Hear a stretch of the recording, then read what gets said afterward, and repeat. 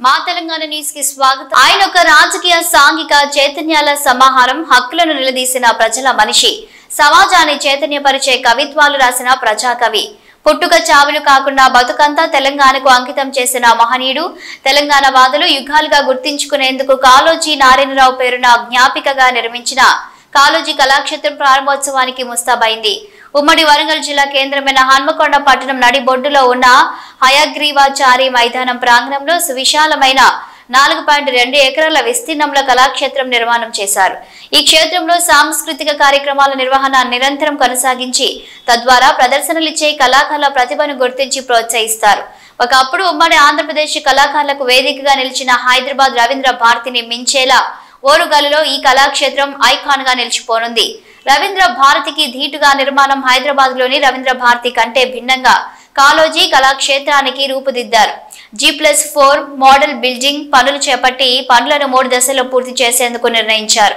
అందులో మొదటి దశలో భాగంగా బిల్డింగ్ సూపర్ స్ట్రక్చర్ నిర్మాణ పనులలో కార్యాలయం, 8 గదుల నిర్మాణం, రెండో దశలో ఇంటీరియర్, ఎలక్ట్రికల్ పనులు, మూడో దశలో ల్యాండ్ స్కేపింగ్, పాత్వే, పార్కింగ్ తదితర పనులతో పూర్తి చేశారు. అంతేకాకుండా గ్రౌండ్ ఫ్లోర్ లో 1180 మందికి సరిపడా auditorium, art gallery, rehearsals room, first floor లో ప్రీ ఫంక్షన్స్ వేదిక, ఆఫీస్ రూమ్లు, ఫుడ్ కౌంటర్, స్టోర్ రూమ్స్, 2 అంతస్తులో లైబ్రరీ, ఆఫీస్, 3, 4 అంతస్తుల్లో functions halls, balcony, terrace, catwalk, lobby తదితర ఫెసిలిటీస్ ఉండేలా అద్భుత ప్లాన్ తో పనులు చేపట్టారు. ఈ నెల 19న మంగళవారం ముఖ్యమంత్రి చేతుల మీదుగా కళాక్షేత్రాన్ని ప్రారంభోత్సవం చేసేందుకు అధికారులు, ప్రజా ప్రతినిధులు అన్ని ఏర్పాట్లు చేశారు.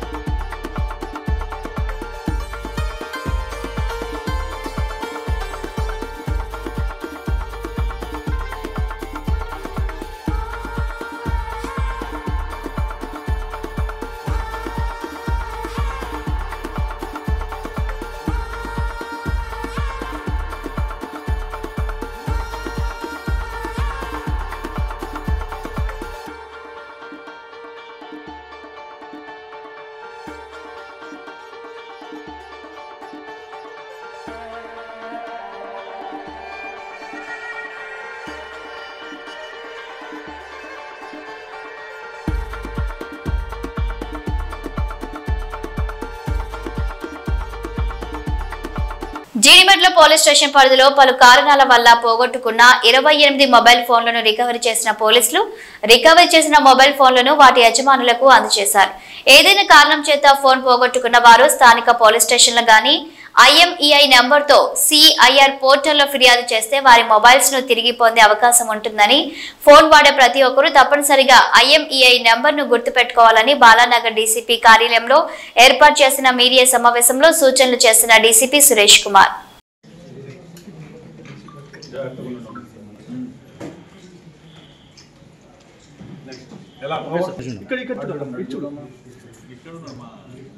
ఇవాళ ఈనాళ్ళు మీద వస్తుంది మాకు.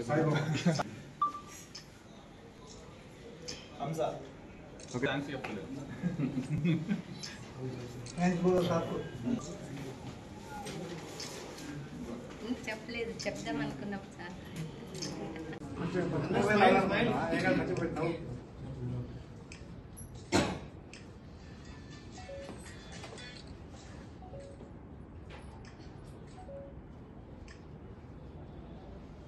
చెప్పండి అందరూ.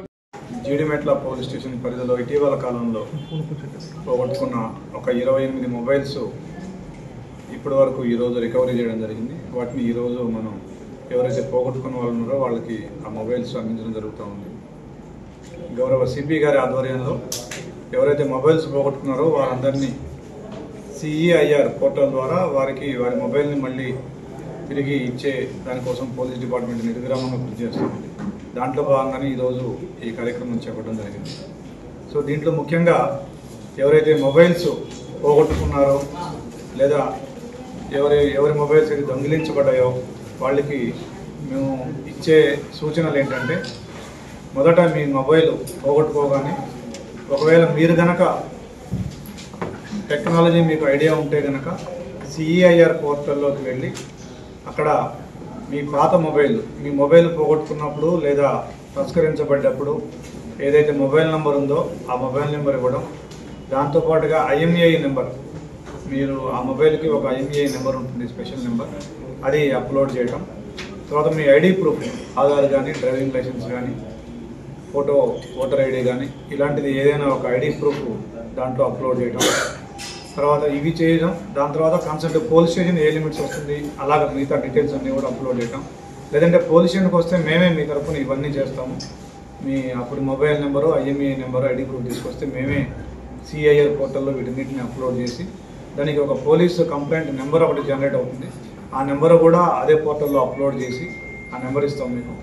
తర్వాత మీరు ఒక ఆల్టర్నేట్ మొబైల్ నెంబర్ మీది కానీ మీ బంధువులది కానీ ఎవరిదైనా ఒక ఆల్టర్నేటివ్ పోయిన నెంబర్ కాకుండా వేరే నెంబర్ ఇస్తే ఆ ఆల్టర్నేట్ నెంబర్ కూడా CEIR పోర్టల్లో కనుక. పేరుకి అది జాతీయ రహదారి రోడ్డు, కానీ మారుమూల గ్రామాలకు వెళ్లే రోడ్డు లాగా కనబడుతుంది. జాతీయ రహదారి మొత్తం ఎక్కడ చూసినా పూర్తిగా గుంతలమయం. ఇటు అధికారులు కానీ అటు రాజకీయ నాయకులు కానీ ఎవరూ పట్టించుకోకపోవడంతో వాహనదారులకు, ప్రయాణికులకు నరక కూపంగా మారింది. ఛత్తీస్గఢ్ రాష్ట్రంలోని జగద్దల్పూర్ నుండి తెలంగాణ రాష్ట్రంలోని నిజామాబాద్ వరకు రవాణాను సులభతరం చేయడానికి విస్తరించిన 63 జాతీయ రహదారి అయితే ఇప్పటికీ ఈ జాతీయ రహదారి పనులు అరకొరగా కొనసాగుతూనే ఉన్నాయి. పూర్తిగా గుంతలమయంగా మారిన ఈ జాతీయ రహదారి వల్ల తరచూ వాహనదారులు ప్రమాదాలకు గురవుతున్నారు. ముఖ్యంగా అత్యవసర పరిస్థితుల్లో సేవలు అందించే అంబులెన్స్ సర్వీసులు కూడా ఏ జాతీయ రహదారి గుండా ప్రయాణం చేయాలంటే చాలా ఇబ్బందులు ఎదురవుతున్నాయని ప్రజలు ఆగ్రహం వ్యక్తం చేస్తున్నారు. 63 జాతీయ రహదారి నిర్మాణ పనులు పూర్తి స్థాయిలో ఇప్పటికే పూర్తి కావాల్సి ఉండగా రహదారి పనులు మొదలై సుమారు 6 సంవత్సరాలు కావస్తున్నా ఇప్పటికీ ఆ రహదారి నిర్మాణ పనులు పూర్తి కాకపోవడం శోచనీయం. ఈ జాతీయ రహదారి 63 ఛత్తీస్గఢ్, మహారాష్ట్ర, తెలంగాణను కలుపుతూ నిర్మించగా మంచిర్యాల జిల్లా కేంద్రాన్ని కలుపుతూ నిజామాబాద్ వరకు రోడ్డు నిర్మాణాన్ని కొనసాగించారు. ముఖ్యంగా చెన్నూరు, మంచిర్యాల జిల్లా కేంద్రానికి వెళ్లడానికి వాహనదారులు నానా ఇబ్బందులకు గురవుతున్నారు. చెన్నూరు నియోజకవర్గంలోని చెన్నూరు, భీమవరం, జైపూర్ మండలాలను కలుపుతూ చెన్నూరు నుండి మంచిర్యాల జిల్లా కేంద్రానికి సుమారు 40 కిలోమీటర్ల దూరం ఉండగా చెన్నూరు నియోజకవర్గ కేంద్రం నుండి జిల్లా కేంద్రానికి వెళ్లడానికి గతంలో 45 నిమిషాల సమయం పట్టేది. కానీ ఇప్పుడు అదే జాతీయ రహదారి పూర్తిగా చెడిపోయి పెద్ద పెద్ద గుంతలు ఏర్పడి పూర్తిగా గుంతలమయం కావడంతో జిల్లా కేంద్రానికి ఇప్పుడు ఆ సమయం కాస్త 1 గంటకు పైగా సమయం పడుతుందని ప్రయాణికులు వాపోతున్నారు. 2 వీలర్, 3 వీలర్, 4 వీలర్ ఇలా చిన్న నుండి పెద్ద వాహనాలు ఏవైనా ముక్కుతూ మూలుగుతూ ఈ గుంతల రోడ్డు గుండానే ప్రయాణం చేయాల్సి ఉంటుంది. ముఖ్యంగా హెవీ లోడ్తో వెళ్లే వాహనాలు, ఇసుక లారీలు ఈ మార్గం గుండా వెళ్లడం వల్ల మరింత గుంతలు ఏర్పడి రోడ్డుపై వేసిన డాంబర్ పోయి రోడ్డు నిర్మాణానికి వేసిన కంకర బయటికి వచ్చి దానివల్ల దుమ్ము ధూళితో ప్రయాణికులు ఇబ్బందులకు గురవుతున్నారు. అలాగే ఈ గుంతల రోడ్డు గుండా ప్రయాణం చేస్తున్న వాహనాలు గుంతల్లో పడి చెడిపోతున్నాయని, ఈ జాతీయ రహదారి మొత్తం ధ్వంసమై వాహనాలు ప్రయాణం చేయాలంటే భయపడే స్థితిలో ప్రయాణికులు ఉన్నారని ఆగ్రహం వ్యక్తం చేస్తున్నారు. ఇప్పటికైనా ప్రభుత్వ అధికారులు కానీ స్థానిక ఎమ్మెల్యే వివేక్ వెంకటస్వామి, పెద్దపల్లి ఎంపీ స్పందించి కొత్త రోడ్డు వేయించాలని, కనీసం రోడ్డు మరమ్మతు పనులైనా చేపించాలని వేడుకుంటున్నారు.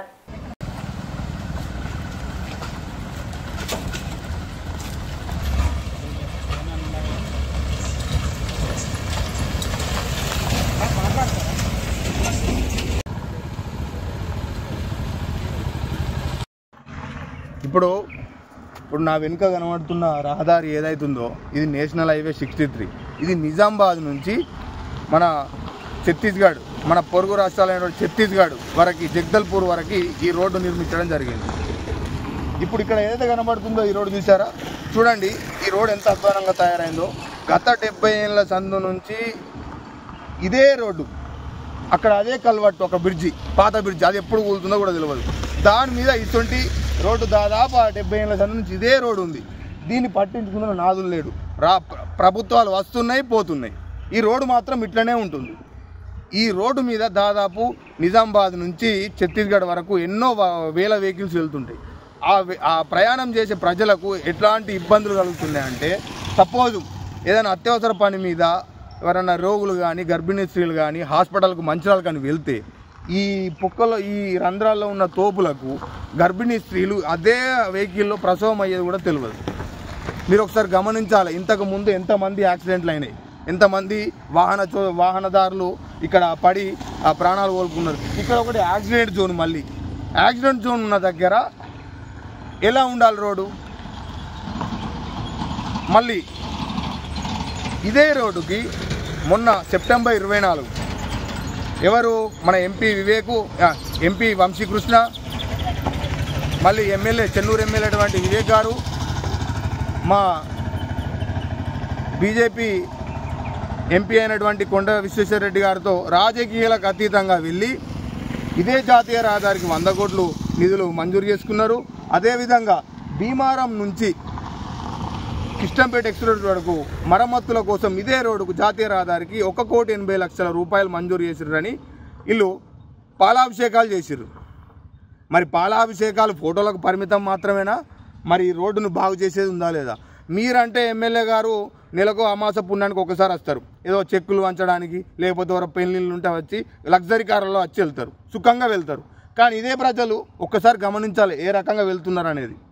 వాళ్ళకి ఎన్ని ఇబ్బందులు అవుతున్నాయని మీకు కనబడట్లేదా? ఏదో ఒక రోజు వచ్చి మీరు వస్తున్నారని తెలుసుకొని నీళ్లు కొట్టియడం, ఈ రంధ్రాలను మూపించి తూతూ మంత్రంగా ఒక 2 రోజులు మంత్రం చేస్తున్నారు. మరి మిగతా రోజులు మేము అడుగుతున్నది ఒకటే, నిధులు మంజూరైనవి, ఆ నిధులతోనే రోడ్డును బాగు చేపియండి.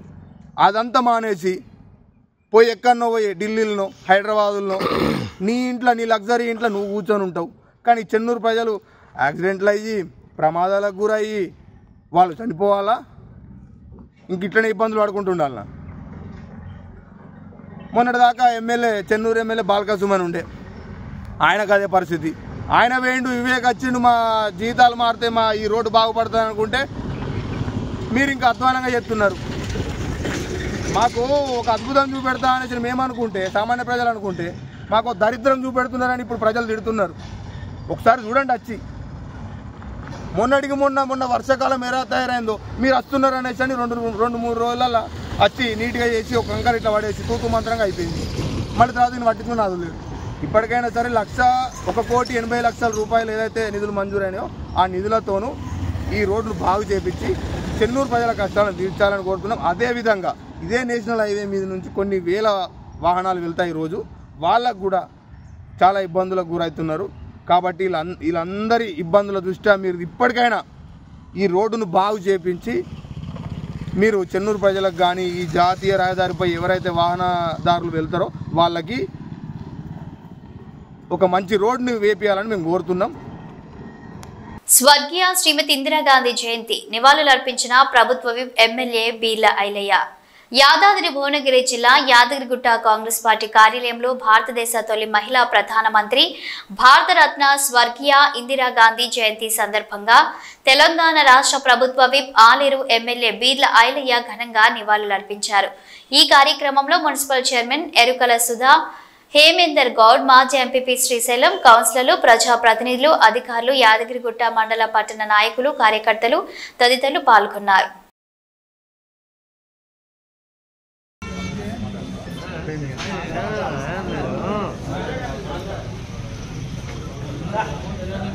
ఈరోజు మాజీ ప్రధాని మహిళ ఇందిరాగాంధీ గారి జయంతి సందర్భంగా యాదగిరిగుట్ట పట్టణంలో కాంగ్రెస్ పార్టీ ఆధ్వర్యంలో పెద్ద ఎత్తున ఆమెకు నివాళులర్పించి భారతదేశానికి ఎనలేని సేవ చేసినటువంటి ఇందిరాగాంధీ, ముఖ్యంగా గాంధీ కుటుంబం అంటేనే త్యాగాల కుటుంబం.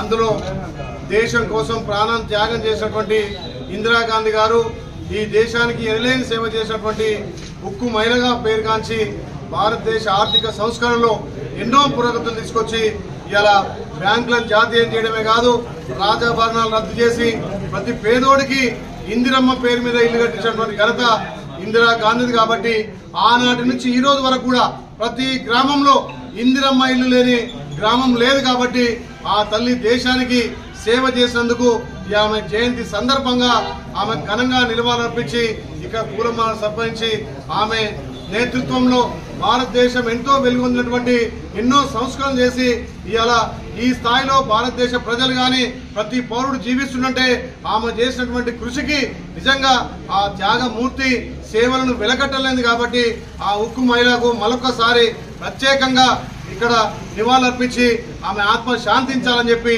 యావట పట్టణంలో కాంగ్రెస్ శ్రేణులు పెద్ద ఎత్తున ఈ కార్యక్రమాన్ని నిర్వహించడం జరిగింది.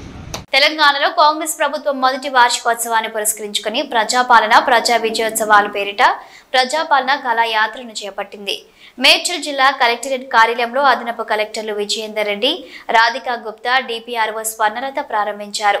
ఈ నెల 19 నుండి డిసెంబర్ 7 వరకు జిల్లాలోని 120 కేంద్రాలలో ప్రజాపాలన కళాయాత్ర బృందం అభివృద్ధి పనులను ప్రజలకు వివరించనున్నారు. మహిళలకు ఉచిత బస్సు ప్రయాణం, రైతు రుణమాఫీ, రైతు భరోసా, 500 రూపాయల సిలిండర్, 2 యూనిట్ల ఉచిత కరెంట్, ఇందిరమ్మ ఇల్లు, యువతకు ఉద్యోగాలు, స్కిల్ యూనివర్సిటీ, స్వయం సహాయక సంఘాలకు నిధులు, ఇందిరా మహిళా శక్తి క్యాంటీన్లు, రెసిడెన్షియల్ స్కూల్స్, గిరిజన శిక్షణ ఉపాధి కేంద్రాలు, ఇంటింటి కుటుంబ సమగ్ర సర్వే లాంటి పథకాలను, వాటి ప్రయోజనాలను ప్రజలకు నేరుగా తెలియజేసేందుకు తెలంగాణ సాంస్కృతిక సారథి ఎంతగానో కృషి అయిందని తెలిపారు.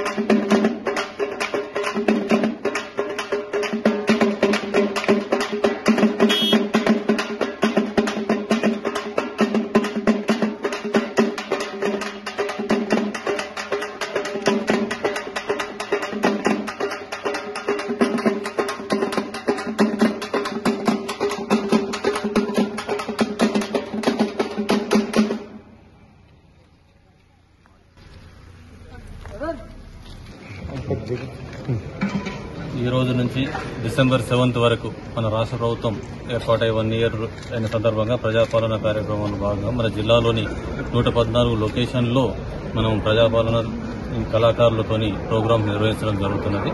సో ప్రతిరోజు ఒక్కొక్క అంశం మీద మనం ఈ సంవత్సరంలో మనము ఏదైతే కార్యక్రమం ప్రభుత్వం ఉచిత బస్ సౌకర్యం కావచ్చు, లేదా గృహలక్ష్మి, గృహజ్యోతి, లేకపోతే రుణమాఫీ, రైతు రుణమాఫీ కానీ ఏదైతే కార్యక్రమాలు ఉన్నాయో ఇందిరమ్మ హౌసెస్ గురించి కూడా జీవో ఇచ్చినారు కదా, వీటి మీద ప్రజలకు తెలియజేయడానికి అలాగే ప్రభుత్వం చేపడుతున్న సంక్షేమ పథకాలు ప్రజలకు ఏ రకంగా ఉన్నాయో వాటి గురించి మనం మన జిల్లాలో అన్ని లొకేషన్లో ఈ రోజు నుంచి డిసెంబర్ 7 వరకు డిపిఆర్ఓ గారి ఆధ్వర్యంలో నిర్వహించడం జరుగుతుంది. ఈ రోజు నుంచి డిసెంబర్ 7 వరకు మన రాష్ట్ర ప్రభుత్వం ఏర్పాటై 1 ఇయర్ అయిన సందర్భంగా ప్రజాపాలన కార్యక్రమంలో భాగంగా మన జిల్లాలోని 114 లొకేషన్లో మనం ప్రజాపాలన కళాకారులతోని ప్రోగ్రాం నిర్వహించడం జరుగుతున్నది. సో ప్రతిరోజు ఒక్కొక్క అంశం మీద మనం ఈ సంవత్సరంలో మనము ఏదైతే కార్యక్రమం ప్రభుత్వం ఉచిత బస్ సౌకర్యం కావచ్చు, లేదా గృహలక్ష్మి, గృహజ్యోతి, లేకపోతే రుణమాఫీ, రైతు రుణమాఫీ కానీ ఏదైతే కార్యక్రమాలు ఉన్నాయో ఇందిరమ్మ హౌసెస్ గురించి కూడా జీవో ఇచ్చినారు కదా, గడ్డి మీద ప్రజలకు తెలియజేయడానికి, అలాగే ప్రభుత్వం చేపడుతున్న సంక్షేమ పథకాలు ప్రజలకు ఏ రకంగా ఉన్నాయో వాటి గురించి మనం మన జిల్లాలో అన్ని లొకేషన్లో ఈ రోజు నుంచి డిసెంబర్ 7 వరకు డిపిఆర్ఓ గారి ఆధ్వర్యంలో నిర్వహించడం జరుగుతుంది. Telangana all pensioners and retired person association ఆధ్వర్యంలో మేడ్చల్ మల్కాజ్గిరి జిల్లా కార్యాలయం వద్ద ఆందోళన కార్యక్రమాన్ని చేపట్టారు. రాష్ట్ర ప్రభుత్వం పెన్షనర్ల సమస్యలు పరిష్కరించడంలో చిత్తశుద్ధి వహించడం లేదంటూ PRC, DA, EHS, medical reimbursement బిల్లులు చెల్లించలేకపోతున్నారంటూ ఆరోపించారు. రిటైర్డ్ ఉద్యోగులకు ఇలాంటి బకాయిలు సంవత్సరాల తరబడి చెల్లించడం లేదంటూ ఆరోపించారు. ప్రజా ఉద్యమాల మాదిరిగా ప్రభుత్వ విశ్రాంత ఉద్యోగులు సైతం ఉద్యమిస్తారని, రానున్న రోజుల్లో ఇది ఉధృతం చేస్తామని హెచ్చరించారు. 5 డిఏలలో 1 డిఏ ఇచ్చి 17 వాయిదాలలో బకాయిలు చెల్లిస్తామనడం ఎంతవరకు సమంజసమని ప్రశ్నించారు. 398 ఉద్యోగస్తులకు రిటైర్డ్ అయినప్పటికీ నోషనల్ ఇంక్రిమెంట్లు ఆంధ్రప్రదేశ్ ఇస్తున్న తెలంగాణ ప్రభుత్వం నేటికి ఇవ్వడం లేదంటూ ఆరోపించారు. జిల్లా అధ్యక్షుడు చెన్నకేశవులు, ప్రధాన కార్యదర్శి బాల గంగాధర్రావు, ఉపాధ్యక్షురాలు కమలా కుమారి, లక్ష్మీ నరసయ్య తదితరులు పాల్గొన్నారు. మిత్రులారా, నా పేరు Narayana Reddy, Telangana all pensioners and retired person association రాష్ట్ర అధ్యక్షుడిని. గత ప్రభుత్వం ఏదైతే పీఆర్సీ ఇచ్చిందో దానికి కేవలం 5% ఇవ్వడం ద్వారా ఉద్యోగుల్ని కానీ పెన్షనర్లకు కానీ అవమానకరమైనటువంటి పద్ధతులు ఇచ్చింది. ఈనాడు కూడా ఐఆర్ అనేది 5% ఇవ్వలేదు. అయితే ఈ ప్రభుత్వం వచ్చిన తర్వాత, మేము ఈ ప్రభుత్వాన్ని గెలిపించుకొని అధికారంలోకి వచ్చిన తర్వాత మీరు అధికారంలోకి వచ్చే ముందు చేసినటువంటి వాగ్దానాలను అమలు చేయాలని మేము కోరుతా ఉన్నాం. పీఆర్సీ అమలు చేయాలి. అదేవిధంగా బకాయి పడ్డటువంటి 4 డిఎల్ను కూడా వెంటనే విడుదల చేయాలి. అదేవిధంగా ఈహెచ్ఎస్ అనేది ఎంప్లాయీస్ హెల్త్ స్కీమ్ అనేది ఈ కుబేర్ ద్వారా చెల్లిస్తూ ఉన్నారు. ఈ రియంబర్స్మెంట్ ద్వారా చెల్లిస్తూ ఉన్నారు. రియంబర్స్మెంట్ వల్ల ఉద్యోగుల మీద, పెన్షనర్ల మీద భారం పడతా ఉంది. అప్పులు తెచ్చి, ఎందుకంటే రిటైర్మెంట్ తర్వాత డబ్బులు లేకపోతే అప్పులు తెచ్చి ట్రీట్మెంట్ తీసుకోవాల్సిన పరిస్థితి ఏర్పడింది. మళ్ళీ 2 సంవత్సరాలు 3 సంవత్సరాల వరకు రియంబర్స్మెంట్ రావడం లేదు. అదేవిధంగా కేరళలో ఈపీఎస్ పెన్షనర్లకి ఈ ఓల్డేజ్ పెన్షన్ అమలు చేస్తా ఉన్నారు. వాళ్ళకంటే ఈపీఎస్ పెన్షనర్లకు 200, 300, 1000 రూపాయల నుంచి పెన్షన్ లేదు. వాళ్ళకి ఎవరైతే ఉన్నారో వాళ్ళందరికీ కూడా ఈ వృద్ధాప్య పెన్షన్ అమలు చేస్తా ఉన్నారు. అదే పద్ధతిలో ఇక్కడ ఉన్నటువంటి ఈపీఎస్ పెన్షనర్లకు కూడా వృద్ధాప్య పెన్షన్ అమలు చేయాలని ముఖ్యమంత్రి గారికి, రేవంత్ రెడ్డి గారిని కూడా కలిసి విన్నపం చేయడం జరిగింది. ఈ డిమాండ్లను అమలు చేయాలని చెప్పేసి మీ సందర్భంగా విజ్ఞప్తి చేస్తాం. యాదగిరిగుట్ట పట్టణం నల్ల చెరువులో ప్రత్యేక పూజలు చేసిన ప్రభుత్వ విప్ బీర్ల ఐలయ్య.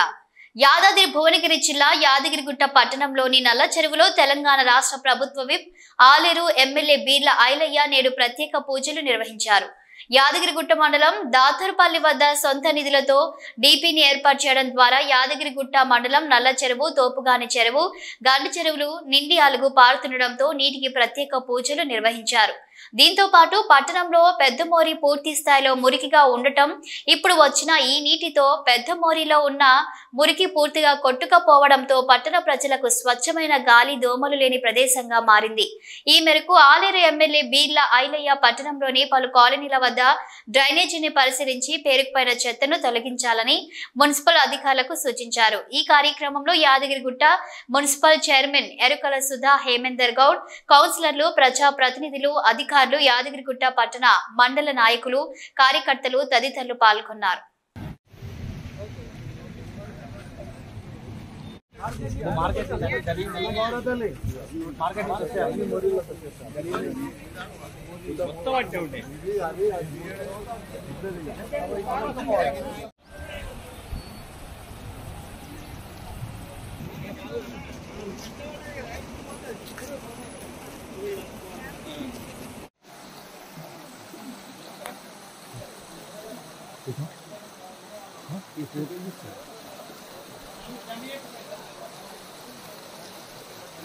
ఆలయ నియోజకంలో ఉన్నటువంటి ప్రతి చెరువు నింపుడు లక్ష్యంగా గౌరవ ముఖ్యమంత్రి రేవంత్ రెడ్డి గారి సహకారం, ఇరిగేషన్ శాఖ మార్చులు ఉత్తమ్ కుమార్ రెడ్డి గారి ఆదేశాల మేరకు తెలంగాణ ముద్దుబిడ్డ కోమటిరెడ్డి వెంకరెడ్డి గారి నాయకత్వాన ఆలయంలో ఉన్నటువంటి ప్రతి చెరువు నింపాలనే లక్ష్యంతో సుమారు 2 నెలల నుంచి ఒక్కొక్క చెరువు నింపుకుంటా ఇరిగేషన్ వాళ్ళ సహకారంతో ఇక్కడ కొండపోచమ్మ కానీ, మల్లన్న సాగర్, అదేవిధంగా తపాష్పల్లి, నవాపేట రిజర్వాయర్ నుంచి ఇప్పటికీ సుమారు 75-80 చెరువులు నింపడం జరిగింది.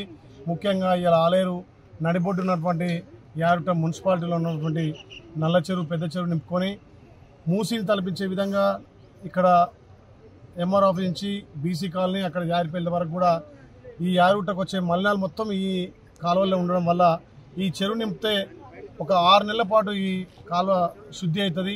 అందుకే ప్రత్యేకంగా ఈ నల్ల చెరువు నింపడం, అదేవిధంగా గండి చెరువు, నల్ల చెరువు, అదేవిధంగా తోపుగాన్ చెరువు 3 చెరువులు యారుట ప్రజలకు కాకుండా యారుట వచ్చే భక్తులకు కూడా నీటి వసతిని పుష్కలంగా ఈ 3 చెరువులు అందిస్తాయి. కాబట్టి ఇలా అందరి సహకారంతో చెరువు నింపినాం.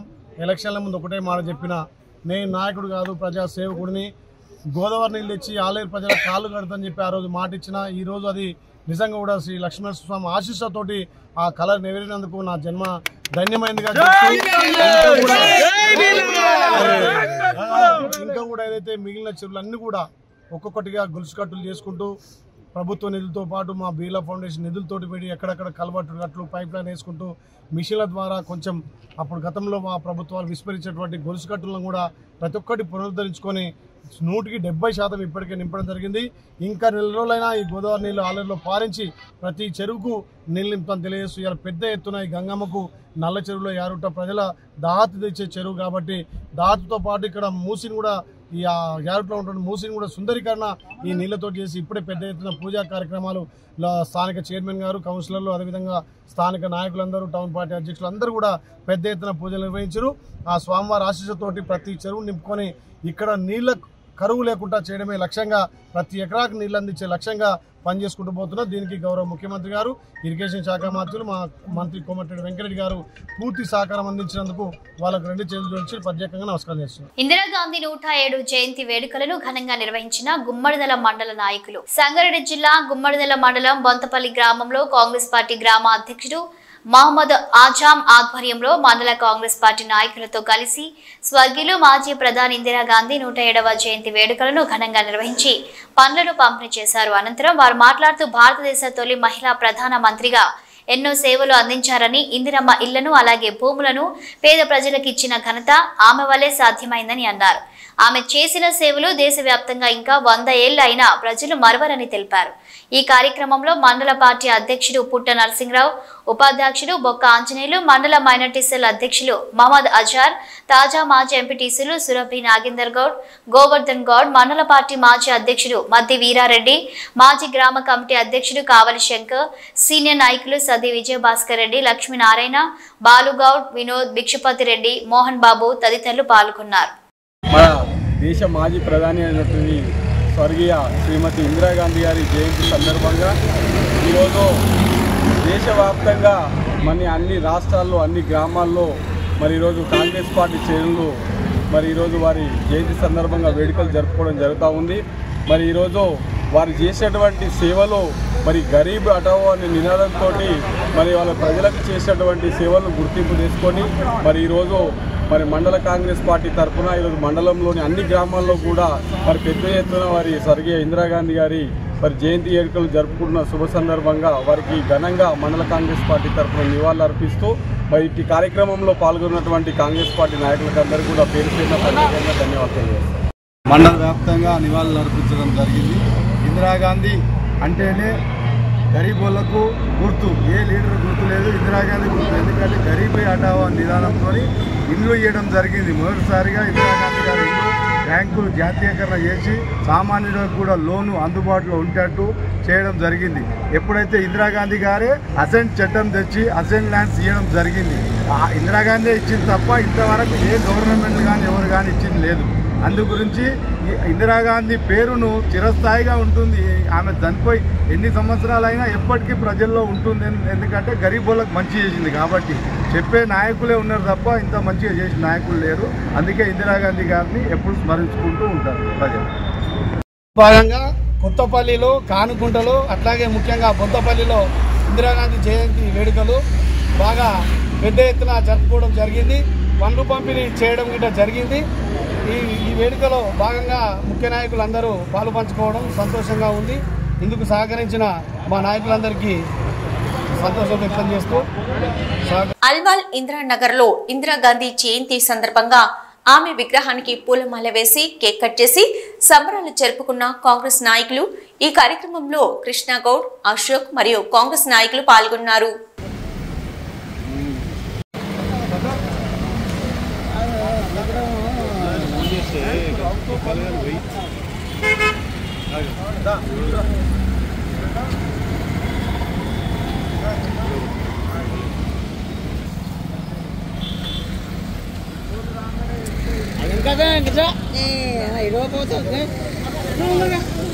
ఈరోజు మల్కాజ్గిరి కాన్స్టిట్యున్సీ 135 డివిజన్ వెంకటాపురం డివిజన్లో ఇంద్రనగర్ మరి మన మాజీ భారత ప్రధాని అంటే ఆమె ఐరన్ లేడీ, నాకు పేరు ఉక్కు మనిషి అని పేరు వచ్చింది.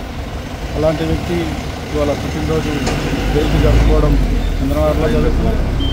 మరి ఆమె చేసిన సేవలు ఎన్నో ఉన్నాయి.